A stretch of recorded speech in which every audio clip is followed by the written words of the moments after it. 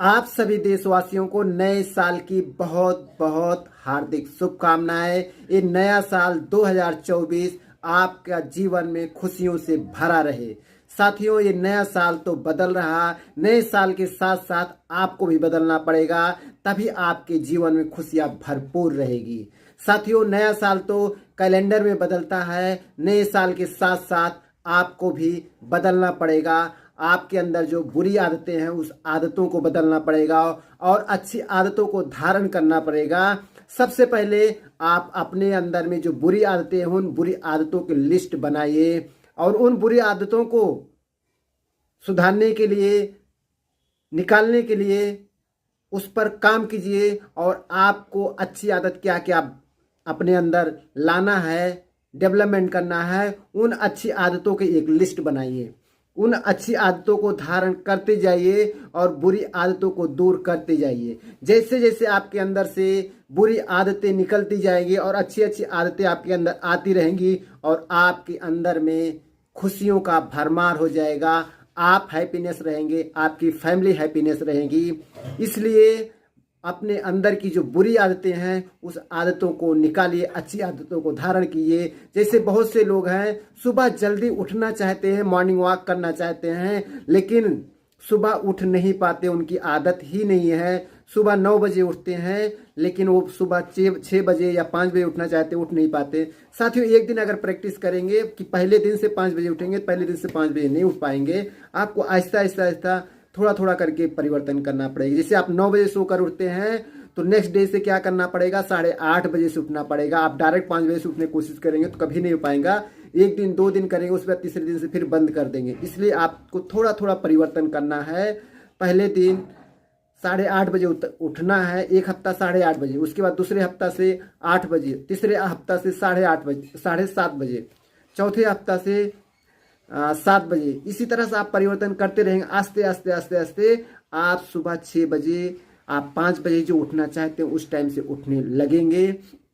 और भी कुछ लोग हैं कि जो उनको अपने करियर में, अपने सफलता में बाधाएं आ रही हैं, वो लोग भी अपने करियर में जो बाधाएं आ रही है उसकी एक लिस्ट बनाई। जैसे बहुत से लोग हैं इंग्लिश नहीं आती है तो सबसे पहले वो इंग्लिश पढ़ने की, लिखने की प्रैक्टिस कर ले। उनकी करियर में ऐसी बहुत सी बाधाएं आती हैं जो सफल नहीं हो पा रहे हैं। इंग्लिश गूगल से ही सीखा जा सकता है, यूट्यूब से सीखा जाता है, इंस्टीट्यूट है उसको भी आप सीख सकते हैं। क्या क्या बाधाएं हैं उस बाधाओं की लिस्ट बनाएं, उसके ऊपर काम कीजिए। जब आपकी जीवन से सारी समस्याएं निकल जाएगी, आपके अंदर खुशियों से भर जाएगी, आपका फैमिली हैप्पीनेस हो जाएगा और ये नया साल आपका जीवन में खुशियों से भरपूर रहेगा। यही हमारी शुभकामनाएं हैं, यही हमारे आशा है। और जैसे हम लोग, हमारी कर्जा मुक्ति अभियान की टीम पूरे भारत देश में काम कर रही है। हम लोग कोशिश कर रहे हैं हर एक व्यक्ति का कर्जा माफ कराने के लिए। अभी तक यह अभियान पूरा जोर शोर से चल रहा है, कर्जा मुक्ति अभियान। जो भी व्यक्ति कर्जे के कारण परेशान है उन सभी साथियों से यही रिक्वेस्ट है कि आप ऐसा कोई भी गलत कदम नहीं उठाइए। अगर आप कर्जे में फंस गए हैं, इसमें आपका कोई दोष नहीं है। सरकार की गलत नीतियों के कारण आप कर्जे के दलदल में फंस गए हैं। लॉकडाउन आपने नहीं लगाया, जीएसटी आपने नहीं लगाया, नोटबंदी आपने नहीं किया।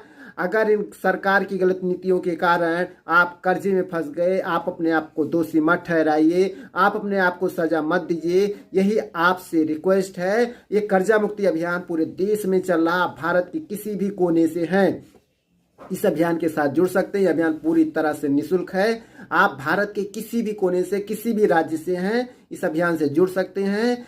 और आप सबकी जानकारी गुप्त रखी जाती, पब्लिश नहीं की जाती है। ऐसा कोई भी व्यक्ति नहीं सोचे कि हमारी जानकारी पब्लिश हो जाएगी, किसी की जानकारी पब्लिश नहीं की जाती। और भी कुछ लोग पूछ रहे हैं क्या कर्जा माफ होते ही सिविल खराब हो जाएगा, हमें सेकेंड टाइम लोन नहीं मिलेगा। साथियों, जब सरकार कर्जा माफ करती है तो किसी का सिविल खराब नहीं होता है। लोन लेने के पहले आपका जो सिविल था, सरकार के कर्जा माफ करने के बाद में भी वही सिविल रहेगा, फिर से आपको दोबारा लोन मिलेगा।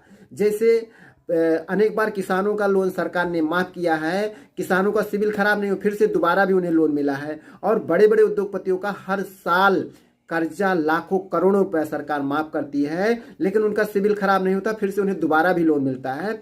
इसलिए जो भी व्यक्ति कर्जे के कारण परेशान है, कर्जा नहीं चुका पा रहे हैं, वो निःशुल्क कर्ज मुक्त भारत अभियान में जुड़ सकते हैं। गूगल पर सर्च करें कर्ज मुक्त भारत अभियान, वहां से सारी जानकारी मिल जाएगी, वहां से भी आवेदन कर सकते हैं। ये बिल्कुल फ्री है, घबराना नहीं है, कोई भी गलत कदम नहीं उठाना है, किसी भी तरह का सुसाइड अटेम्प्ट नहीं करना है। आप सभी देशवासियों से हाथ जोड़कर रिक्वेस्ट है, आप सभी को एक बार फिर से नए साल की बहुत बहुत हार्दिक शुभकामनाएं। जय हिंद, जय भारत।